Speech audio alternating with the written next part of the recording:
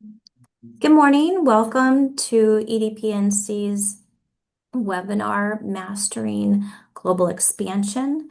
Today's topic is International Distributor Management. My name is Melissa McGurk. I'm one of the International Trade Managers here at EDPNC, and today's session is the fifth in a series of six that are brought to you by Zach Selch, international sales expert and practitioner, career practitioner. Prior to jumping into the topic, as we're waiting for people to join us, I'm going to give you just a very brief summary about our team for those of you that are new to us. The international trade team at EDPNC is 100% focused on helping existing North Carolina companies to succeed selling products and services internationally.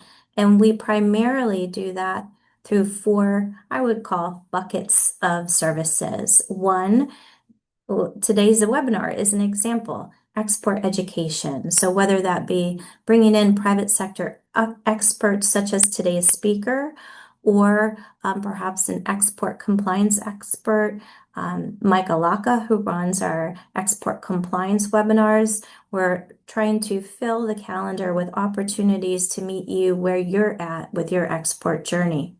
That's one bucket. Another is consulting. Your taxpayer dollars are paying for your company to have free access to consultants from Canada, Mexico, and the entire European market at any time. So please reach out to me. I'll put my email in the chat so that you can get connected with a trade manager in your industry to learn more about how we can assist you with market intelligence and partner searches in those markets. We have trade events that we organize that are delegation shared opportunities, which makes them lower cost, trade show opportunities, or trade missions. And then finally, we have the opportunity and privilege to manage a federal government grant called the State Trade Expansion Program Grant, and look for more information later in the month about a potential webinar with our grant manager, Cheryl Morrow, to tell you about the upcoming grant year, which is aligned with the federal government fiscal calendar commencing in October. So keep an eye out. We don't have that webinar posted yet, but we expect it to most likely be the last week of September. So enough about EDPNC as we're ready to kick it off. So I'm going to invite Zach to share his screen and kick off the topic for today, which again is International Distributor Management. Zach's going to kick it off with just a brief insight into his experience and his career and why he is able to give you his unique perspective on managing distributors. Thanks for being here, Zach. Thank you so much for having me, Melissa. Thanks, everybody. Welcome. I'm going to jump into this. Today's webinar, for those of you who have been to others of my webinars, today's going to be a pretty heavy, number-heavy, fact-heavy webinar. I'm going to make sure that we have a little bit of time to ask questions. If you have questions, please pop them into the chat and I will try to answer all the questions. Or if you want to, just reach out to me on my email. I'm also going to get out some pretty good notes after this. Again, this is a pretty heavy webinar because we're dealing really with the fundamentals of what we do, okay? And like I've said in other ones, really there are three ways to grow your international sales. You can grow your total addressable market, which means you get into more markets with good distributors. You can increase the sales hours that your sales team and your distributors are giving you, and you can increase your salesperson competency. Each one of those will give you a bump in sales. If you can do all three of them, you're going to see a huge bump. And when I talk to people about like growing their sales in the three digits, it might seem sort of impossible But really, if you can grow your addressable markets by 20%, you can grow your sales hours by 20%, you can grow your competency by 20%. Those things taken together will bump you up more than 100% in sales.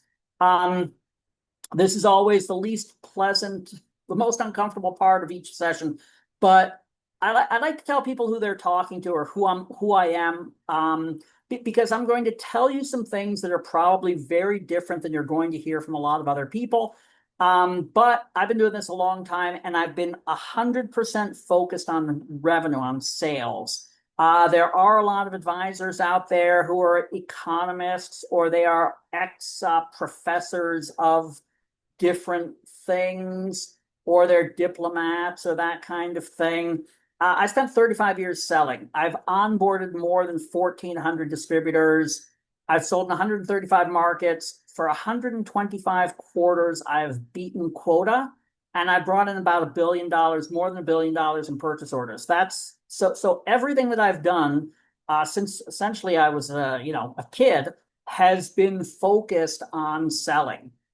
And what we're trying to do is make sure you're selling in all the correct markets. You have engaged, competent, and accountable distributors, and we have systems and a cadence of accountability in place. If we can get in that middle of that Venn diagram right here, we are doing really, really well. We're doing better than 99% of sales managers or international sales managers around the world. And today we're sort of going to talk mostly about this systems of a cadence of accountability. I work with a lot of my clients who are really, really successful already. They've been doing this for a long time. And I like to say that I find money in their couch cushions, right? Money that they've sort of lost because they haven't been thinking about pushing their existing distributors or making sure that they're getting the right revenue from their existing distributor network. And that's what we're going to talk about today, is really this money that you might be leaving on the table because you are not really managing your distributors to the very best possible, ability, right? And I'll tell you right now, some of my clients that I coach are really rock stars. They were rock stars before I met them in terms of getting sales growth. But what we're doing is we're digging into how we can get better performance out of their distributors, okay? And today is all about numbers. So it might seem a little boring to some people, but this is where the revenue really lies. And this is what we're going to talk about today. Okay, so let's start off with a couple of basic concepts that I always start off with, right? We have a sales process. We want to make sure that we have this mapped out. And as strange as that might sound, some of you are probably saying, well, that's crazy. Of course, I've mapped this out. And some of you are probably saying, no, I haven't really done this. What we want to do is we want to map out the sales process. Now, this is a very basic example of a sales process map. Okay. Typically, I'll probably break it down to 17 points or something like that. For whatever reason, I like to go with, when you start doing the numbers game and playing around with it, it's nice to have an odd number. It's easier to manage, but typically I want to break this down as clearly as I can. So for instance, how do I identify the leads? What's the first contact with the lead? What's our discovery call, right? Can we work out if this is a good potential customer for us, right? How do we do a demo, a proposal, negotiation, purchase, follow-up, those type of things, okay?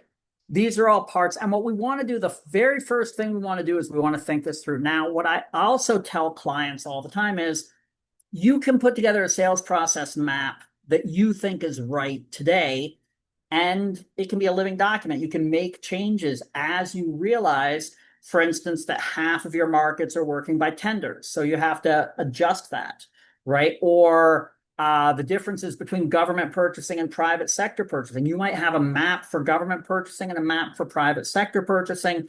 these things can be different, okay? And they're going to go into your CRM if you're using a CRM. I'm going to say I hope you're using CRMs. What I've found with a lot of people is they're using a CRM for their domestic sales and they're not using it for international. I always recommend where you want to get to is you want to be in a position where you can use your CRM for all your international sales. Now, aside from everything else, I'm guessing most of you are in sales, right? You're related to revenue. I can tell you production is going to love you, R&D is going to love you. If you are managing your international sales organization, like we're going to talk about today, your forecasting is going to be phenomenally accurate. Okay. I ran 93% accuracy for years, for more than 12 years as a VP of sales because of this system. And manufacturing loved that. My domestic counterpart had about 60% accuracy in forecasting. Okay. Now, the next thing, once we have a sales process map, we want to have a target. And I'm talking, let's start with a global target, right? What do you think is a reasonable number to be selling internationally, worldwide? And I want to say this to start, one of the most important things you have to remember is 94% of the world economy is outside of the United States, right? So if your target is 5% of your domestic sales, you want to figure out why that's your target, right? Like what I'm going to do is I'm going to look at I'm going to try and figure out what the total world market is for my product. If I were selling worldwide, what would that be? And I want to figure out what is reasonable and I'll break this down a little bit. What is reasonable in the markets that I'm actually playing in, right? When I'm looking at my competitors, is it reasonable that I take 10%? Is it reasonable that I take 5%? Is it reasonable that I take 60%? Okay. If you are the market leader in the United States market, if you have 60% market share in the United States, is it reasonable for you to be aiming for a large market share globally, right? You have a good product, you have a good price point, you have good ROI. If you're selling that well in the United States, how much could you be selling internationally? But it's a good place. And again, this is something that is going to change as you learn more, as you get more information, as you change and grow, this number is going to change. And again, I'll see sometimes startups, they'll come up and they'll say, well, the total world market is $12 billion and I'd like to have 10% of that without any real thinking through of why. We want to start off by really thinking through what this global target should be and how I can get it, right? The next thing is what is called the total addressable market, okay? And some people will use this to essentially talk about the whole global market. I don't, right? And I'm not the only person who thinks the way I do, but what I look at is in the markets that I have a distributor and I'm set up and I can sell, I have the legal right to sell, I'm registered, my product is legal in that market, etc., and I have a distributor. In those markets, what is the total addressable market? And I want to work from that number. And I'm talking about these numbers. Again, I'm going to get you guys notes on this. If I were you, I would be just sort of jotting things down just to keep track of it, but I will be getting you notes. But this is another important number to start with. In a little while, we're going to talk about what we do with these numbers. Okay? And what I like to call the total top of funnel. Are you in a position to say, if I look at all my distributors around the world, their top of funnel, how many leads they're putting into their sales process around the world, how many leads is that, and how much would that be worth in dollars? Okay, and what do I mean by that? Let's say my German distributor is talking to 100 leads, and each lead is worth $1 million. That's $100 million. My distributor in Brazil is talking to 30 leads.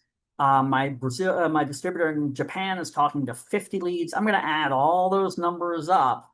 Okay. And that's the total top of funnel worldwide. And I'd like to know what this number is. Okay. These are the numbers that I'm going to use to keep track of what I'm doing. Okay. And what is the total bottom of the funnel? What are your purchase orders? Okay, so let's say your global top of funnel, and I get very excited about these numbers. So pardon me if I seem a little more excited than other people. But anyway, the total bottom of funnel, let's say that I'm selling $10 million, but my top of funnel is $100 million. Okay, my conversion rate is 1 in 10. That's 10%.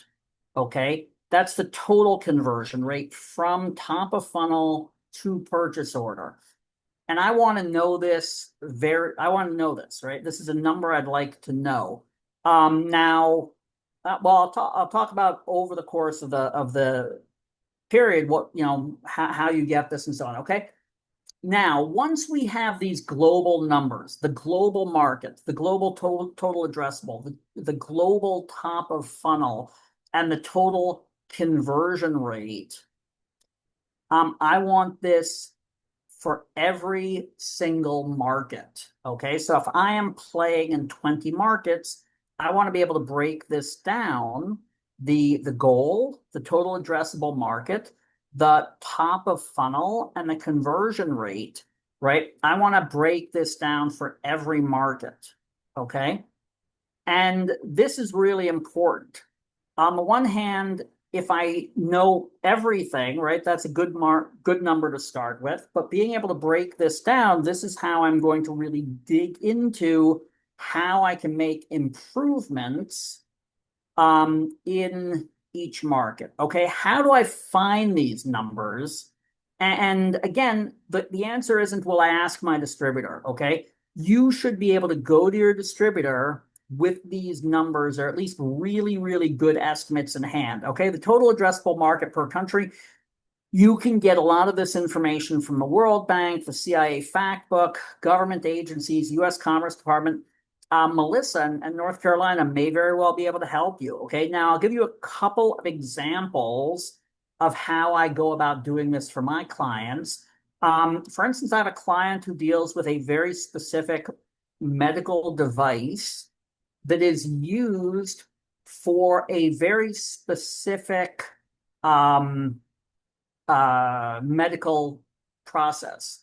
Okay. Now, theoretically, every time that process is done somewhere in the world, or in her markets, they could be using her product.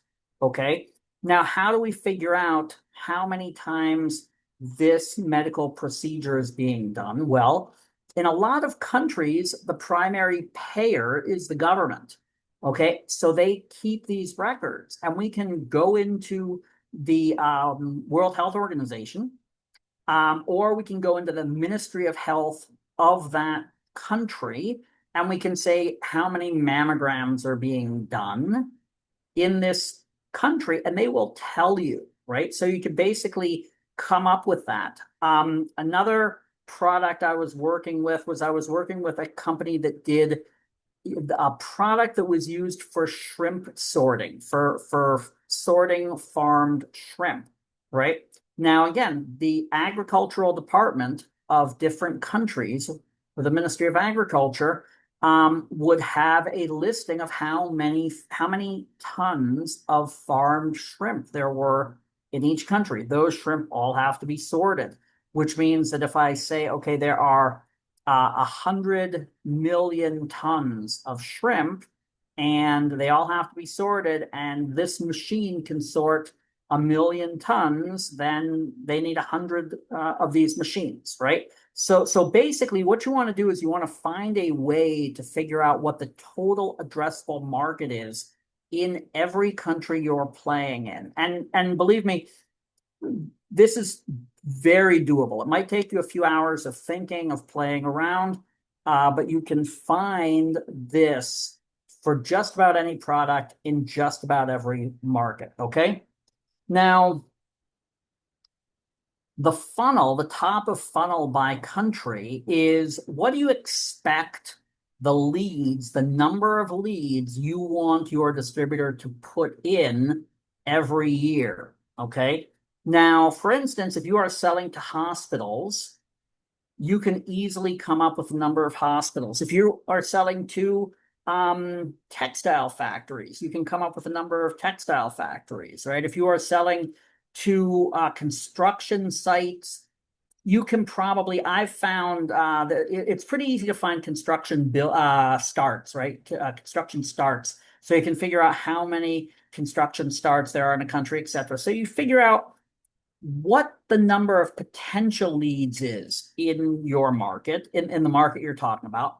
Right now, maybe you're going to say, well, I have a product that's so good and I want my distributor to essentially talk to every potential client once a year. So there are 4,000 hospitals in Saudi Arabia.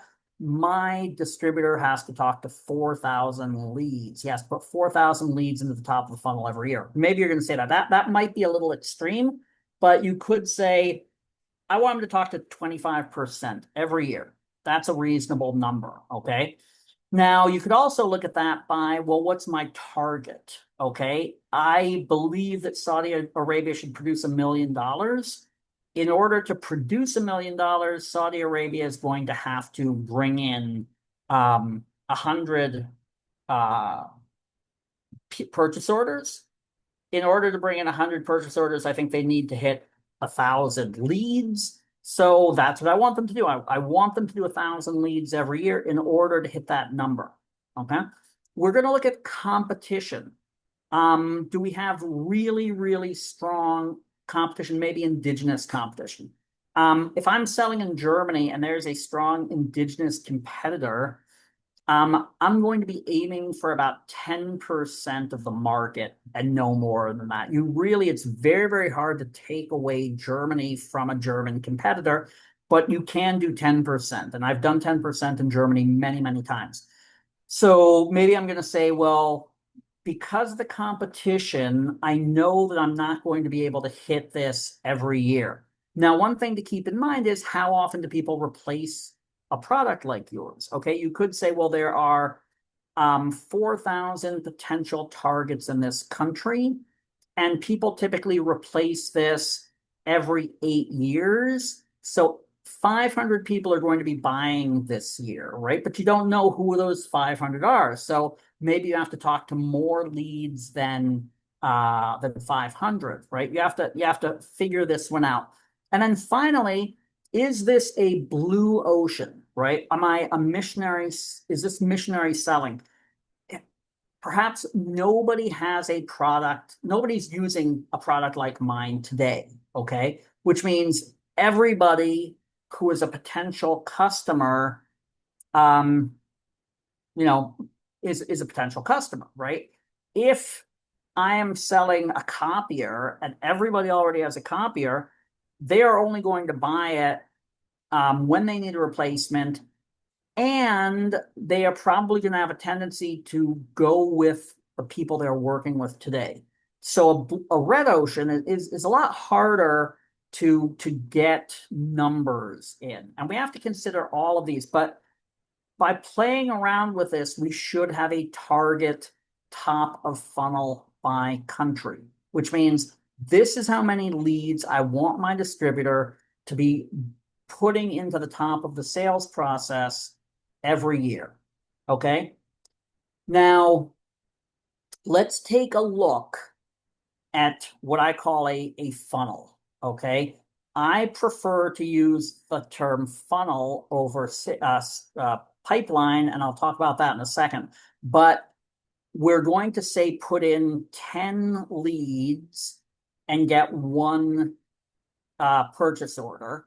And as we go through the different things, we're going to go through the intro, the demo, the proposal, discovery, all those different things. There will be an erosion, right? We will lose. But we want to know if we're taking a look, we talked about before, we're starting out by taking a look at your global conversion rate. Okay, what's your global conversion rate? Let's say it's 10%. I've had sometimes higher than that. I've had much lower than that too, depending on where we are and depending on how we work at it, right? So if we start off and saying, okay, as of today, my global conversion rate is 10%. That is going to be what I benchmark everybody worldwide. They have to be at least 10%. And then I'm going to try to improve it. But we want to take a look at understanding this by market. Okay. Now, why do I like the funnel as opposed to the pipeline? Well, a pipeline, by definition, a pipe is going to have the same diameter at the beginning, at the end. So you're assuming, well, I put 10 leads in sometime in the future, 3 months from now, a year from now, I'm going to get 10 out. And it never works that way, right? A funnel is tapered, right? So it sort of goes down, and you know that the top of the funnel is always going to be higher than the bottom of the funnel. Maybe you can improve that and improve it and improve it. So you get to the point where maybe you're getting 50% of what goes in comes out as a purchase order, which is really, really high. But there will always be more going in than coming out. I'm going to talk for 1 second about Napoleon. If you've been in my conversations before, you know that I like to talk about military history a lot. I read a lot of military history. One thing that I found, I read about Napoleon years ago, and he had a tendency to read what was called his roll calls every night. He demanded that roll calls were sent to him constantly, and then he would read them every night before he went to bed. And I always thought that was very confusing. I didn't understand the meaning behind that. What does that mean? And the people at the time, other generals, thought he was sort of crazy. They thought this was a weird system or a weird habit. Now, what does that mean to read the roll calls? The roll call would basically say, well, this unit's supposed to have 1,000 men and it has 900 men. This unit's supposed to have 1,000 men and it has 650 healthy men.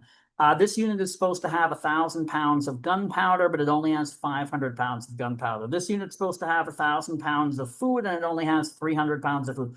By looking through this, he could get a really good feel every day of how his overall army and the entire empire looked. And he would just look it over very briefly and go and scan the ratios.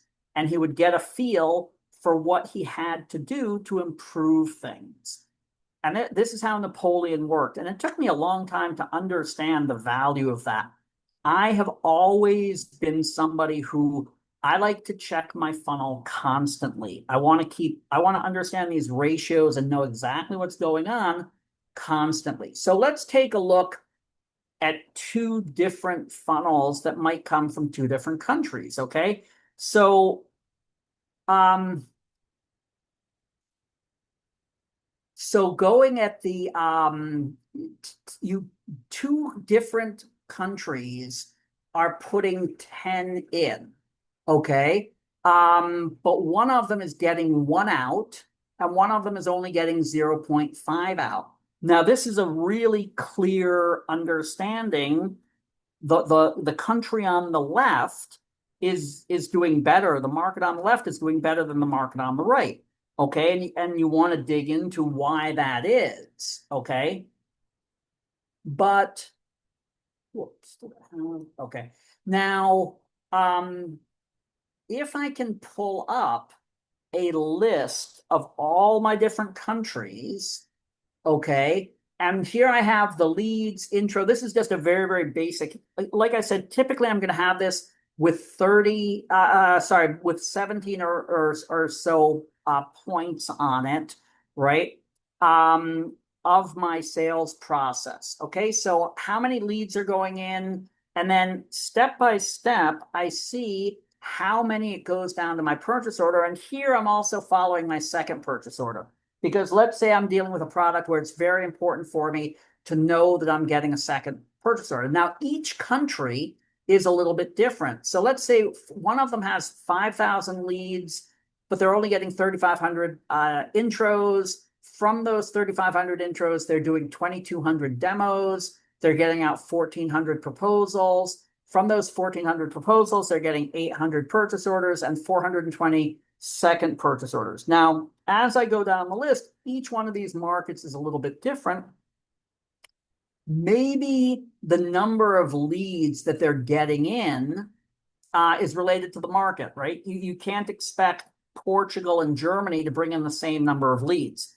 But what we're seeing is the conversion rate from step to step is going to be different for every market, okay? And this, as an international sales manager, to me, this is one of the key elements of my job, is to know this as much as possible for every market, and if possible, for every salesperson. Now, that might sound sort of insane to you, but I can tell you that if you do this, you are going to see such a huge bump in sales, it will knock your socks off, as well as a huge bump in accuracy of your sales forecasting, right? Because you're going to know exactly what's going on with everybody in terms of how well they're selling, okay?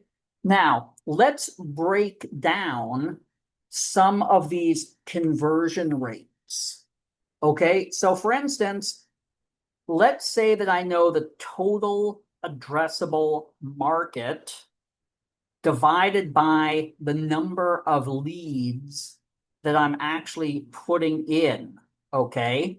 So now I know that what's happening is I am not necessarily bringing in as many leads as I should be doing. Okay, so this relates to my distributor's bandwidth.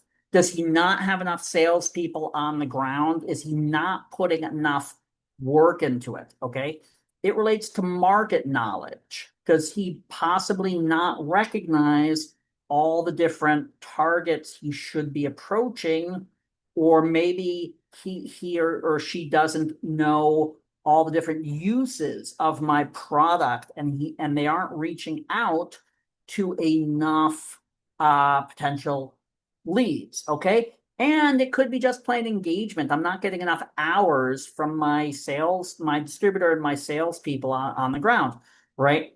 Because they're just not reaching out enough. So if I know what the total addressable market is, and I know how many leads they're putting into the top of the funnel, this is going to give me a really good understanding of the bandwidth they're putting in, of their market knowledge, and of their engagement. And this is a very good starting point, because if they're not putting in enough leads, they're not getting enough sales, okay? Now, let's just put this in perspective. Let's say that the total addressable market in Germany this year for my product is there are 1,000 people who are going to buy a product like mine, and my distributor is putting in 500 leads, and he is then getting 50 purchase orders. If he puts in 1,000 leads, will he get 100 purchase orders? He probably will. So if I can improve the number of leads that he is putting in as a percentage of that TAM. Now, if the total addressable market is 1,000 potential customers, and he is putting in 1,000 leads, there's nothing more he can really do with this particular part of the sales process. But for the most part, this isn't the case. So this is the first thing I'm looking for. Is he actually bringing in all the potential leads in his market? Okay. Now, leads conversion to intro meeting, okay? What that means is I have a lead and I am actually getting a meeting with that person. Okay. So again, this comes down to bandwidth. Does he have enough salespeople giving me enough hours to get this? The market position of the distributor. If your distributor is very well known and very well regarded and very well trusted in the market, that distributor will be able to get a meeting with anybody who wants to at any time. And that's what I like, okay? But it doesn't always happen. But if for every 1,000 leads he's getting 200 meetings, that to me is a problem, right? That conversion should be a lot higher, because if he's identifying the right lead, and that is somebody who needs my product and will possibly buy a product like mine this year, why is that lead not willing to meet with my distributor?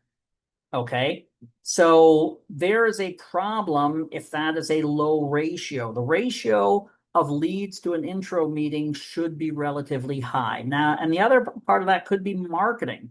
Is my distributor not doing good enough marketing? Because if the marketing is good, everybody is going to want to meet with him. I don't know how many of you are familiar with the organization CEB. They're a research organization that does research into systems and processes of selling. Now, I'm a sales guy. I'm not a marketing guy. I do a lot of marketing work because I feel I have to support my clients. But at heart, I'm a sales guy.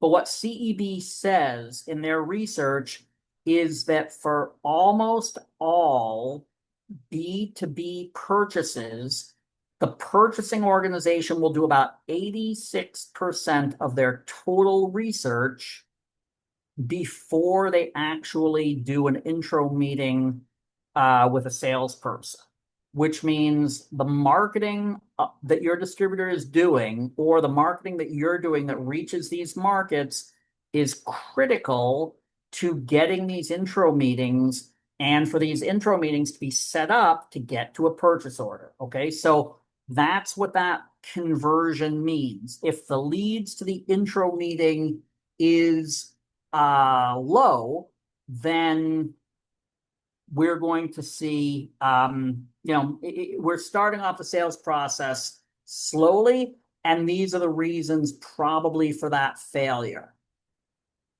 Intro to discovery meeting. Okay, what does that mean? I go in, I introduce myself, I say, hey, I'm Zach, and I sell this widget. Would you be interested in talking about your needs? I'd like to set a time to talk for half an hour or 45 minutes. We'll run through your needs. Are you willing to do this? Okay. So the ratio between an intro to a discovery meeting, that comes down to clarity of messaging in the salesperson. Okay.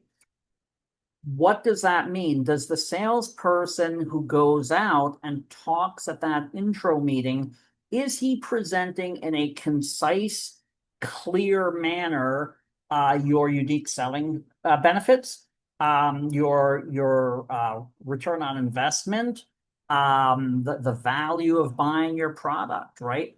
So you want to make sure that messaging is, if you see this ratio, this conversion is low, that's one of the reasons. Sales skills. If your distributor salesperson has a poor intro to discovery ratio, that translates to poor sales skills.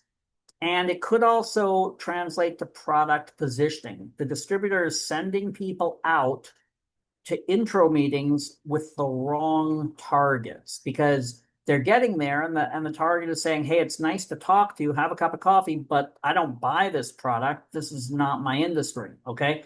So those are the reasons you might have a low ratio on intro to discovery. Okay.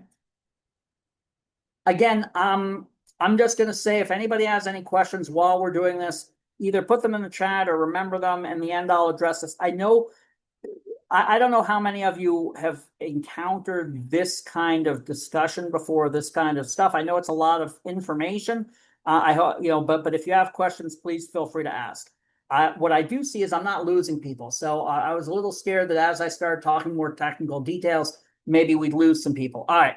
Discovery to demo. Again, I go into a discovery meeting, I talk to the customer, and he tells me what his needs are. And I say, great, I'm going to come back next Thursday and I'm going to do a demo for you. Okay. So the ratio between discovery and demo, again, if that's a low ratio, that means the product positioning is probably bad. I'm talking to people and they're saying, you know what, I don't need this. Um, Armon, I will share the slides, but better yet, I'm going to get everybody, I'll get notes out next week, which will really dig into this. And I'm not sure you're going to understand that much from my slides, but you'll get notes from this next week, okay? So the product positioning is probably hurt a problem here.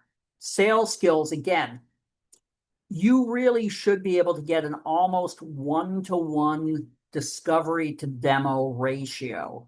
If you're dropping here, that's a problem with sales skills. And again, possibly marketing because you're talking to the wrong people, or once you're doing a discovery call, the person you're talking to says, hey, this really isn't what I need, right? And so you're going down the wrong path, okay? The discovery to demo ratio should be very high.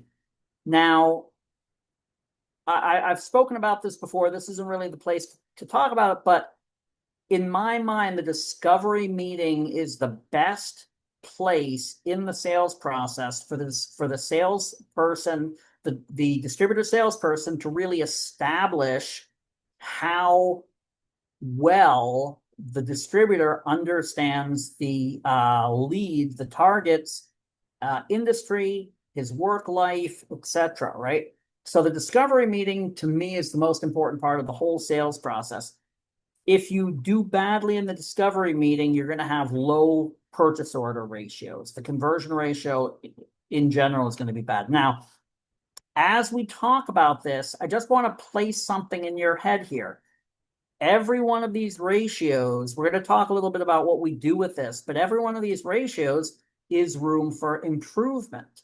And if we can improve this, we are going to grow revenue, right? So as you go through these ratios, if you say, look, this ratio is low, I am going to focus this quarter on training people better for better product positioning, you are going to see a bump in sales and revenue that is going to knock your socks off, right?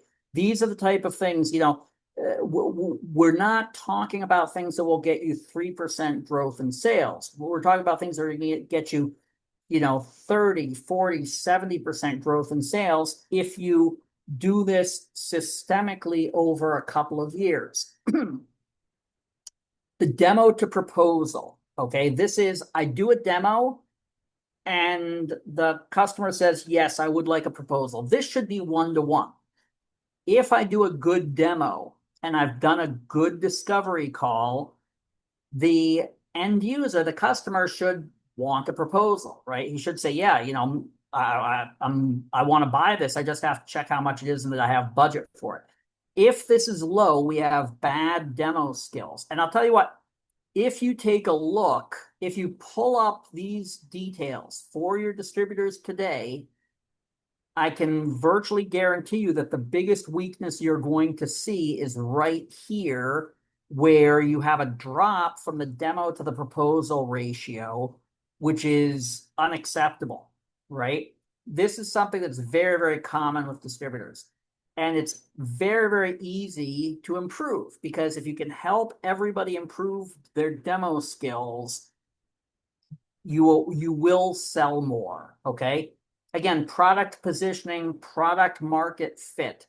If you do a demo and people say, yeah, don't bother sending me a proposal, it's probably because as they're doing the demo, the customer says, you know what, this doesn't do what I need, okay? And if everybody in Portugal says this doesn't do what I need, maybe there's a weak fit between your product and that particular market, okay? And again, lead targeting, possibly you're talking to the wrong person. And when they actually see your demo, they're not interested. Okay.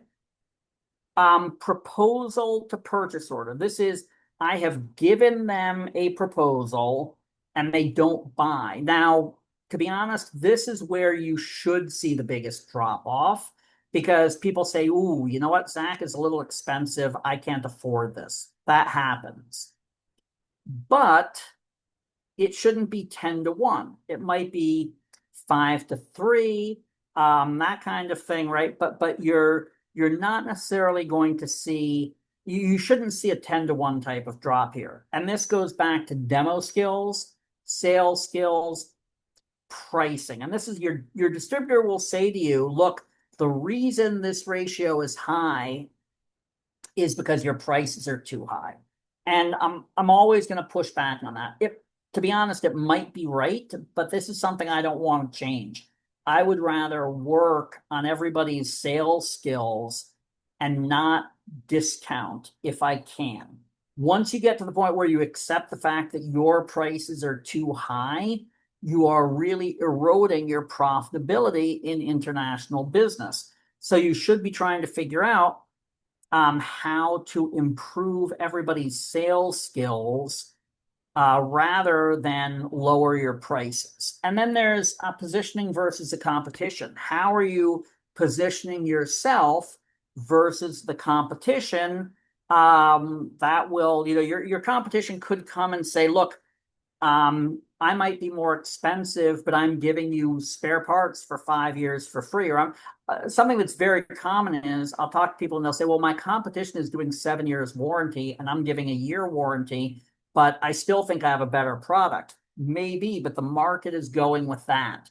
So you have to understand that the competition, when your ratio, your proposal to PO ratio is very low, these are the things you have to understand. Okay. And then purchase order versus and second purchase order, that comes down to customer service and the quality of your product and reliability. If you are shipping product and it breaks down after 2 weeks, you're not going to get another purchase order. So you have to take that into consideration. If you see there are markets, and I've seen this, honestly, I've been in companies where we saw there was a drop in second purchase order. And in one company I worked with, what we found was there was a poor product training, which resulted in people using the product incorrectly and breaking it. But by doing after sales training to the end users to improve how they were using the product, we suddenly saw a giant bump in second purchase order, which was a lot of revenue. Okay. So that's type of thing. So these are all the ratios that you want to keep track of. Now, if you can keep track of all these ratios, essentially for all the different distributors and all the different salespeople, right, you're in a fantastic position to keep track of your whole organization, right? And then what I say is, okay, once we've done this and we've gotten this, now we're going to audit the distributors, right? We're going to take a careful look into their marketing, into their customer service, and into their salespeople, especially. Now, this doesn't have to be a bad thing. Sometimes I'll come up and I'll say, wow, there is this guy in Qatar whose demo to proposal to closing ratio is almost 100%, right? He is doing a fantastic job. I want to learn what he's doing so I can teach other people what this guy is doing. And I've done that a lot of times. Imagine benchmarking the best salespeople from all your different distributors, the best proposal, the best discovery, the best demo, right? And then you take those and you teach everybody how to do what these guys are doing. What does that look like in your revenue? Now, going back to what I said at the beginning of the conversation, what I do is I deal with revenue. Right now, a lot of people will be coming and they'll talk to you about all sorts of stuff that really isn't terribly relevant to your revenue. This here, everything I'm talking about, if you can make these changes, you will see immediate bumps in revenue that can be very dramatic, right? This can represent big jumps in the revenue of your sales organization by improving these ratios with the different distributors. Okay, so we're going to audit my distributors. We're going to go through every one of them, and I'm going to say, okay, this one is doing great. This one can be improved. This one really, I got to get rid of him, right? And I'm going to compare that. We've talked, for those of you who have been in a few of these sessions, I talk about the ideal distributor profile. So I have an ideal distributor profile in terms of what that person has to know how to do. And I'm going to now audit. And I'm going to say, you know what? They're really bad at demos. And demos was a big part of the distributor profile. Their marketing is weak. That was a big part of the distributor profile. Now, that doesn't mean that I'm going to toss everybody, or I might not even toss anybody. But what I am going to do is I'm going to come up with a really good breakdown of everybody and where they need improvement.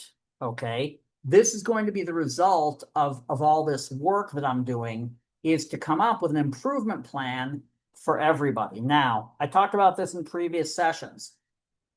Let's say we have competency and engagement, and the size of the bubble is bandwidth, let's say, okay? So I have all these people, and some of them are just not very engaged. They're not very competent. Now, when I say competency, I'm talking about competency in selling my product.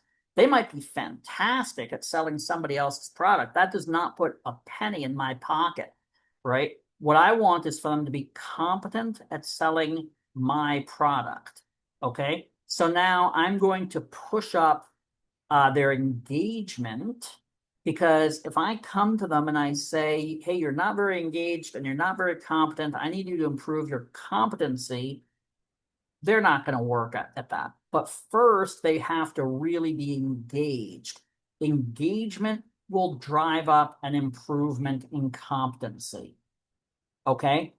And I'm going to put in place what I call a cadence of accountability, right? Where I'm saying, okay, do we agree that this is what you're supposed to do? Okay, these are the areas that you have to improve, and we're going to put in place an improvement plan. I need, you talk to the distributor, you say, okay, you have 3 salespeople. This one needs to improve his demo skills. This one needs to improve his targeting skills. This one needs to improve his discovery skills, right? And you talk about this and you come up with this plan. And I'm going to build an improvement plan for the team as a whole, because I might come and say, you know what? A lot of people are weak on demos. So I have to build for 2026, I have to completely redo my demo training for everybody. Or I could say, my distributor in Germany and my distributor in Italy and my distributor in Qatar and my distributor in Burma, Myanmar, all need improvements with discovery. And this other group of distributors, they need improvements in building their proposals, etc. So I can break this down into a global improvement plan for everybody, as well as an improvement plan for specific distributors. Okay, let me tell you a story. Now, for those of you that have a little experience, I'm sure you're going to say, hey, my distributor is going to push back. If I come to them and say, here's this improvement plan, you know, I need you to make some improvements, the distributor is going to push back, possibly. Let me tell you a little story. I inherited a group of really bad distributors at one point, and they had been selling for 30 years. As a matter of fact, some of them had been like playing golf with my CEO for years. They were very friendly, but they really couldn't sell. They were just bad distributors. And So there were I want to say there were 6 or 7 in Latin America, and I gave them all, I talked to them, I said, well, from now on we're going to do this and this and this, and we have to do this training, and I expect this from you. And I talked to them all, and I tried to be very polite. And they all came back and said, "Hey, Zach, we've been doing this for years. We know the CEO. We played golf with the CEO. Blah blah blah." And they said, and we've talked amongst ourselves, and we've all decided we're not going to change because we figure you can't fire all of us. So we're just not going to change. So I said, I understand that. What I'm going to do is I'm going to put each of your names in a hat, and every week I'm going to pull one out and fire him. I'm going to terminate him. I said, you're right. I can't come to my CEO and say that I'm terminating 7 distributors who have been with us for 30 years. What I can do is I can terminate one at a time. I'm sure he isn't going to argue with me about that. And I said, you guys have to decide if you're willing to take that risk. And essentially, they all folded and made changes. Now, those, what I'd like to call they were my legacy partners, the partners I inherited. They all improved sales by 300% within 3 years, following the guidelines I gave them. So they loved me after 3 years. They hated me at the beginning. So my point is, yes, you are going to get pushback. Yes, people are going to be upset when you ask them to do these things, but in the end, they're going to sell a lot more. Okay.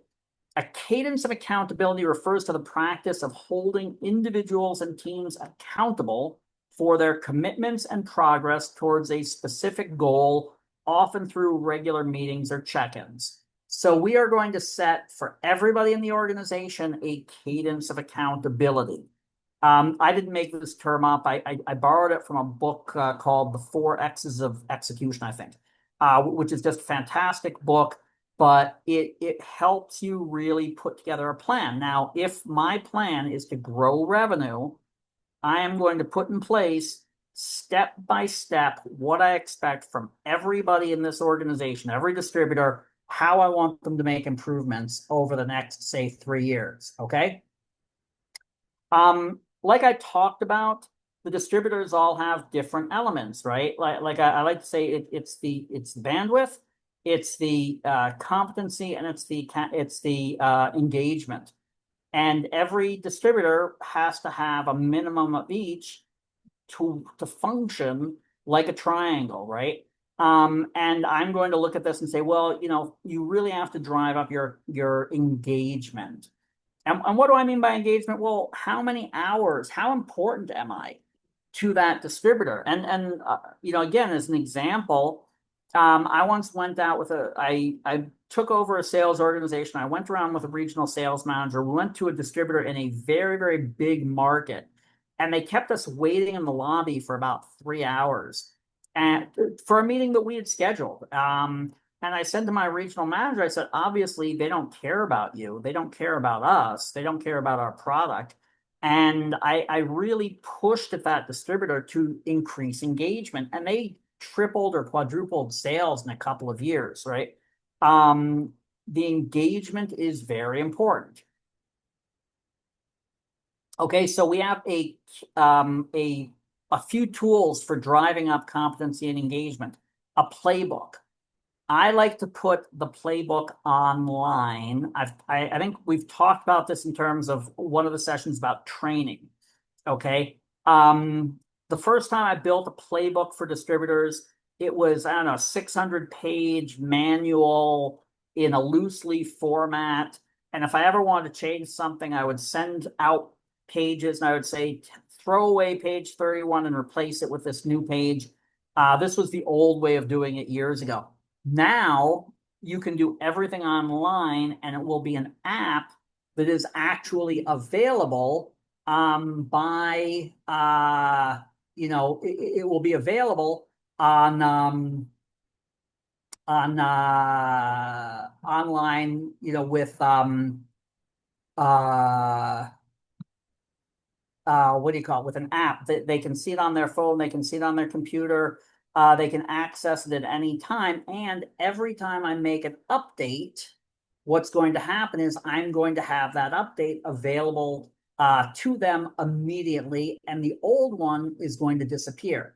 So they're not going to see what I don't want them to see or what I've changed, and they are going to see all the new stuff, right? And this is really important. Now, what's going to go into that playbook? I mean, that could be all the presentations I want them to use. It could be videos of how to do a demo, right? It could be videos of how to do discovery calls, all the different questions you should ask, why you're asking those questions, anything that it will improve the different elements. Now, here's the thing. If you have a really good, robust playbook, you can then reach out to somebody and you can say, hey, John, your sales guy, Bill, is really weak on discovery. I would like to see him go into the playbook and go through all the discovery videos. Can you ask him to do that in the month of August and September? And with the right online playbook structure, you can actually see that he has gone in and watched the videos, right? You can set it up so there are tests so that he has to, check off, he has to do the test at the end of each chapter, right? So the playbook is a fantastic tool for driving competency and engagement. You can keep track. This is something that all of my clients do. You can basically come and say, hey, I saw that your people have not checked into the playbook in the past 3 weeks. Why haven't they? Maybe there are updates. Why aren't they going through the material, right? This is all, when you do an online playbook that sits on a robust platform, you as the sales manager or the VP of sales or whatever your title is, the person who's responsible for the sales can keep track of what the distributors are doing in terms of their training. And if you have given them an improvement plan, now you can follow up and make sure that they are following up on the improvement plan, right? Whoops, just a second. Why? Sorry, whoops.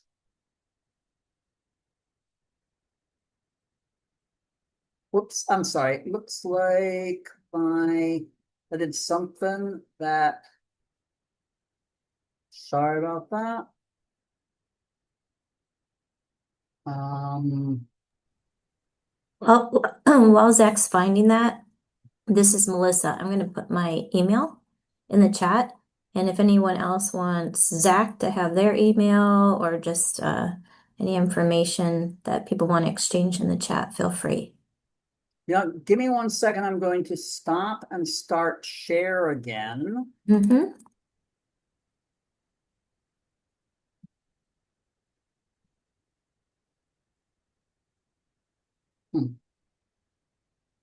Oh, okay. Sorry. Okay. So here's the thing. What we're going to do is we're going to do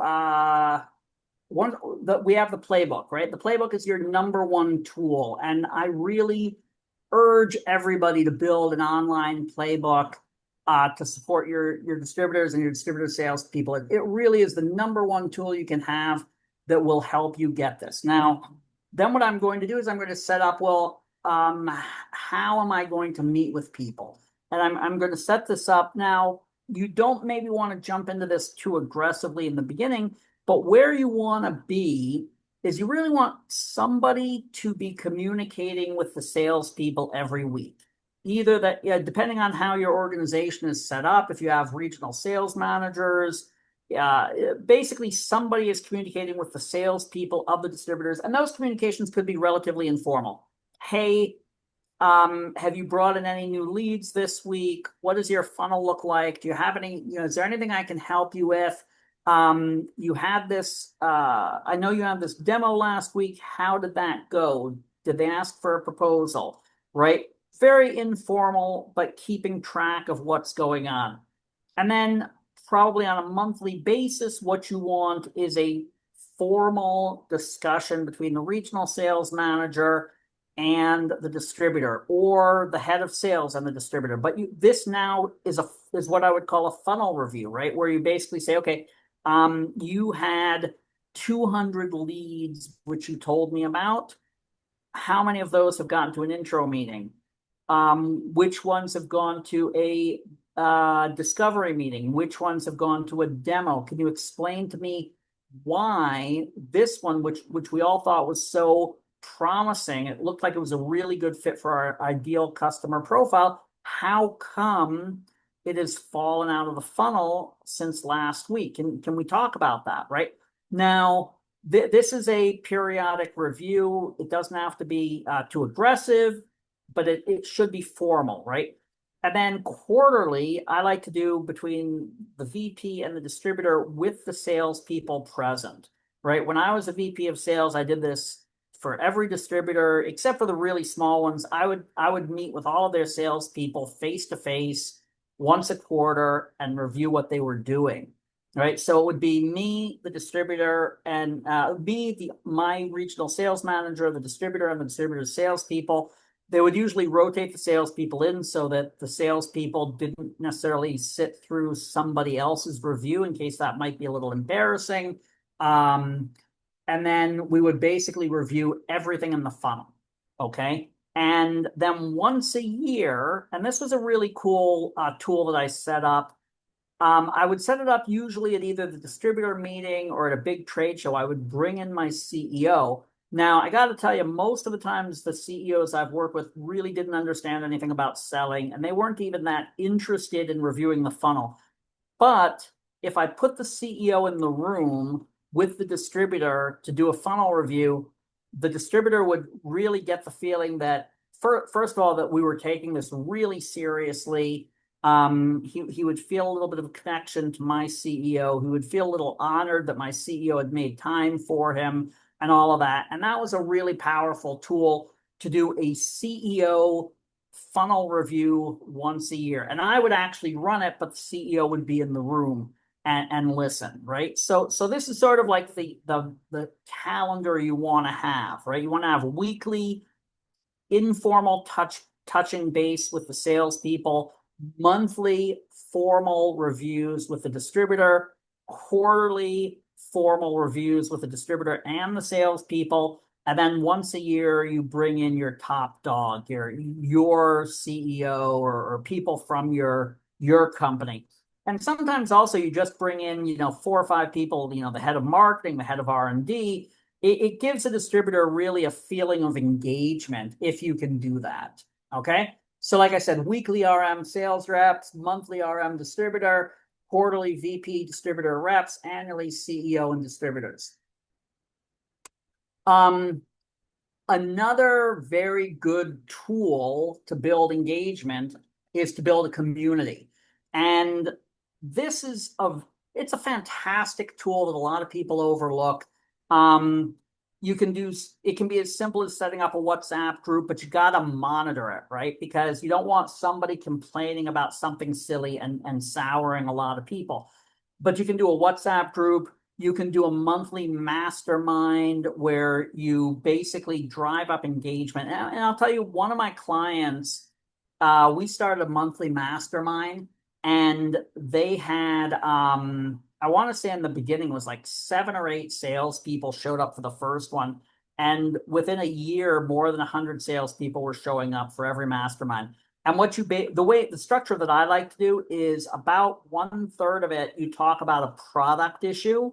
1/3 of it, you talk about a sales tool or a sales technique that could help everybody, but isn't specific to your product, right? Like how to do a better discovery meeting, how to come up with good questions for a discovery meeting, how to find, identify better leads using AI, anything like that, right? And then 1/3 of the meeting, you just sort of have people talk about their success. Oh, Bill closed his first really big deal. Bill, tell us about the deal, and you talk about it. But these things drive a feeling of community among your salespeople. And what you really want, think about these distributor salespeople, and they might be repping 30 to 50 products, maybe less, but they're repping a lot of different products. What you always want is for you to be their number one principal. You want you to be the principle that they think of at 8 a.m. every morning when they're thinking about what they should be selling. And this is how you really, sell a lot, right? So the community helps. Training. If you can, you want to do face-to-face training as often as possible, once a year, twice a year. I really like to do face-to-face training with people. As good as online training is, as good as playbooks are, face-to-face training will drive up a lot more engagement, a lot more discussion. People will ask more questions. People can focus 8 hours in a classroom with face-to-face training a lot better than they can when they're doing everything online, right? So this is a very powerful tool to do face-to-face training. Gamification of training. Salespeople are good salespeople are by definition very competitive. Um, you can put together a lot of different games. And you think about some of these salespeople who are doing pretty well, right? They make good money. They sell a lot. They make good commissions. Giving them a $50 piece of glass that says best demo of the year 2025, best discovery questions, those type of things, right? They love that type of competition. But you can also, I've done in distributor meetings where I've done a game show type of thing where people have to come up with good discovery questions, or people are running demos and the other people are commenting on their demo, or they have to answer questions on very specific use cases. I don't necessarily like to talk really, we very often go into the technical details of stuff. I don't like to do that very much because I don't think it's as valuable as really digging into the selling part of it, right? But you can gamify just about anything in the training, and it'll drive up engagement and it'll drive up competency. And then there's coaching, right? Now we have like if we have improvement plans for all the salespeople on the team, we can build up coaching plans for all of them. And those coaching plans are going to be, really important to for each individual, right? I can say, okay, I need you to work with me on your demo skills. I need you to work with me on your discovery questions, right? Let's take a look at what you're doing to find leads, and you can coach and work with people. Now, one thing I will tell you is distributor salespeople very seldomly get coached by their bosses or their companies. Distributors are notorious for not investing in training and coaching their salespeople. So if you are coaching the salesperson for the distributor, you are going to drive up a huge amount of engagement and connection. You will almost definitely become the favorite principal for that salesperson. Now, it's difficult to scale this, right? Maybe you can't coach 30 salespeople, but the more you can coach, the better results you're going to get. And other salespeople will hear about it and they'll say, well, Zach is obviously very engaged in trying to help people sell better. Even if they're not getting coaching themselves, they've heard maybe that you're coaching a salesperson from another distributor or from their organization. And the stick and carrot is really, really important here, right? You want to basically say to people, hey, if you don't do this, I'm going to punish you in a certain way. Maybe I'm going to make your territory smaller. A good carrot for this, or combination carrot and stick, is I usually tell all the distributors that they have a certain amount of time to put everything in the CRM or everything in the funnel. And what I say is, if it isn't in the funnel, you don't get the full discount for it, right? Now, I've gotten a lot of pushback internally for that.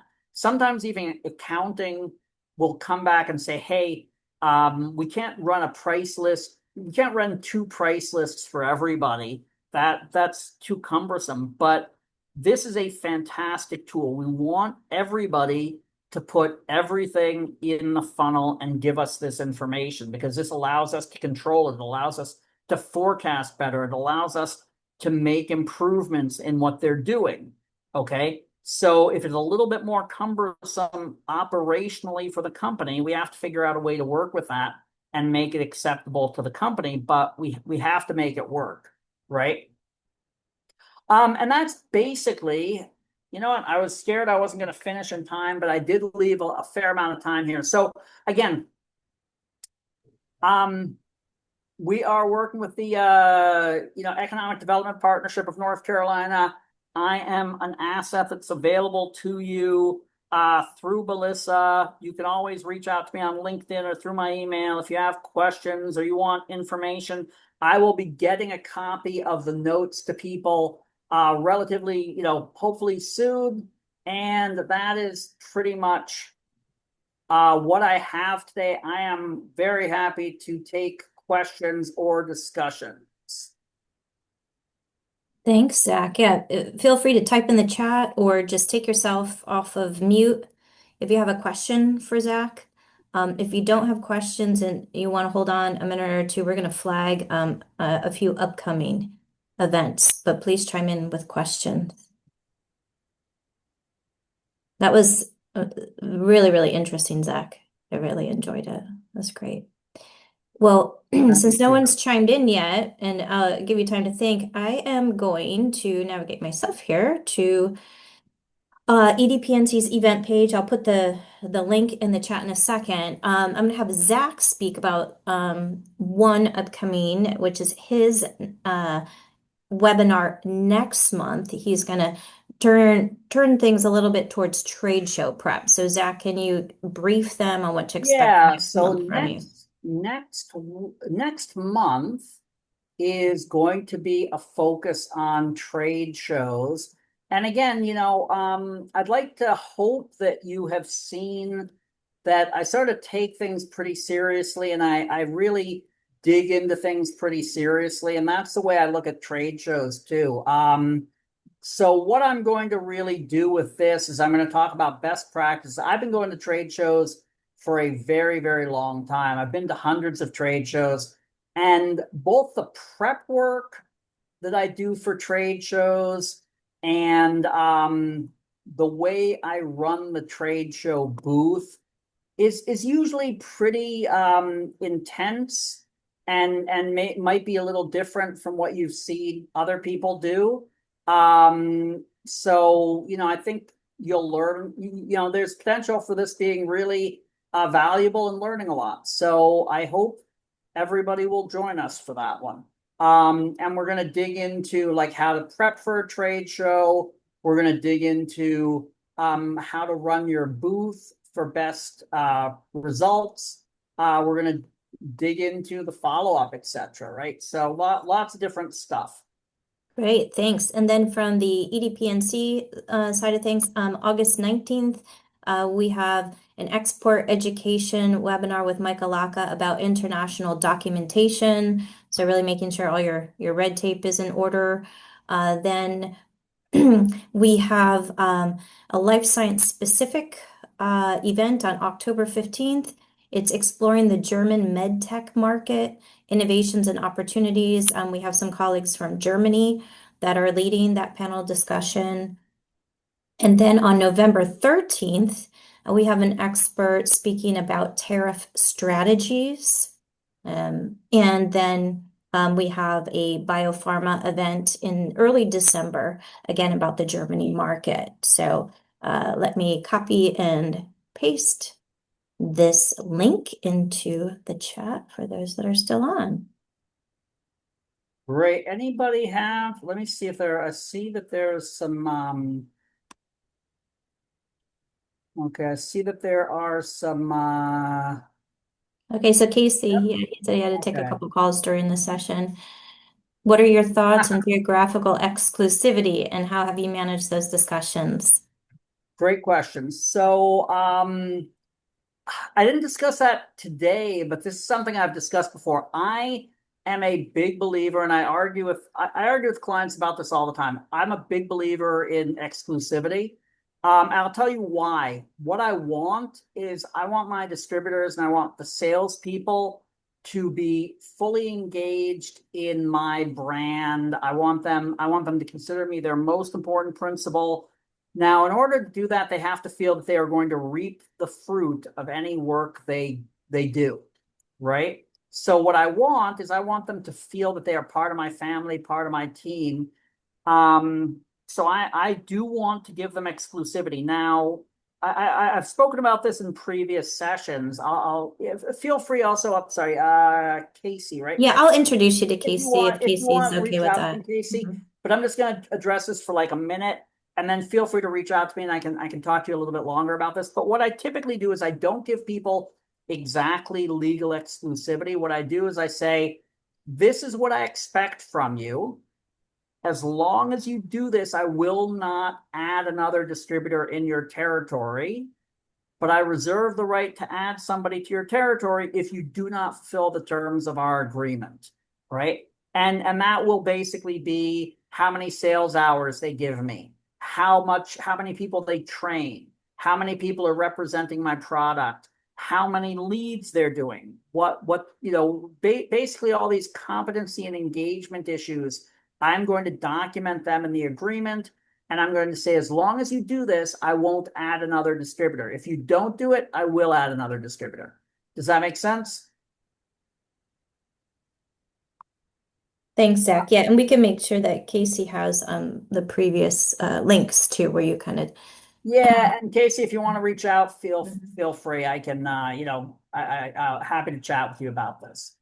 Any other questions about the whole conversion ratio, about the system of, the cadence accountability, that kind of stuff?